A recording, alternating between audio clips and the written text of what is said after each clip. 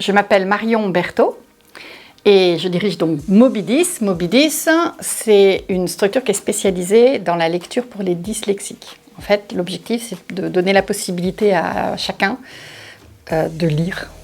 Ça a l'air tout bête comme ça, mais c'est pas si simple d'apprendre à lire.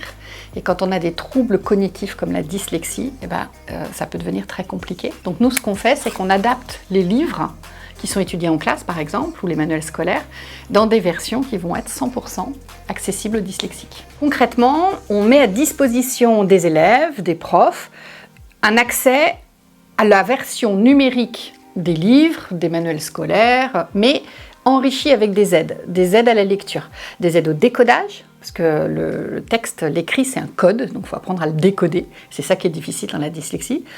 Donc des aides au décodage, des aides au repérage spatial, parce que c'est pas inné, contrairement à ce qu'on croit, de lire de gauche à droite, de bas en haut, enfin, savoir où poser l'œil, c'est pas simple.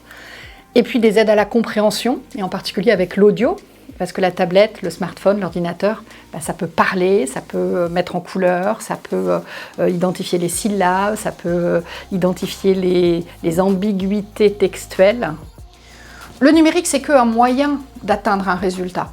Là, en l'occurrence, il y avait besoin de trouver une solution pour les éditeurs, pour qu'ils ne passent pas 4 mois à enrichir leurs livres pour qu'ils puissent être accessibles à des dyslexiques. Donc, il fallait trouver comment automatiser. Et donc, c'est le besoin qui a fait que je me suis tournée vers mais qui va être capable d'aider, d'automatiser ça. Et automatiser de l'information, auto-information, c'est de l'informatique. C'est ça l'essence même de l'informatique. Donc, l'intelligence artificielle, c'est reproduire ce que fait le cerveau humain. Le cerveau humain, il dit, il y a des groupes de mots. Si je les sépare, je comprends mieux. Ok, comment je fais pour automatiser la séparation des groupes de mots? Je me tourne vers les outils de traitement automatique du langage.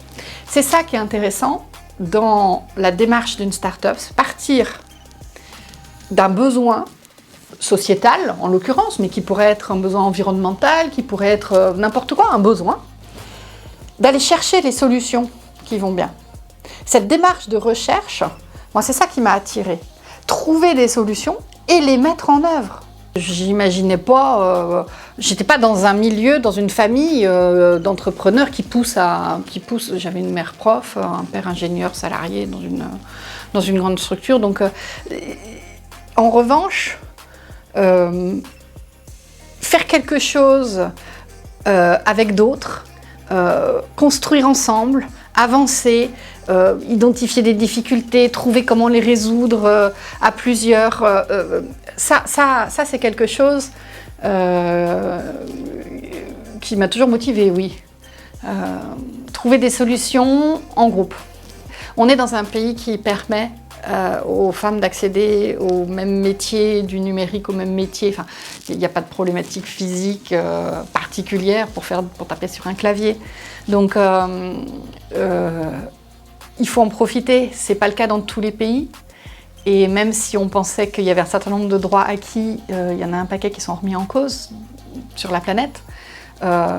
Allez-y les filles, moi je recrute, contactez-moi, osez parce que c'est possible de le faire.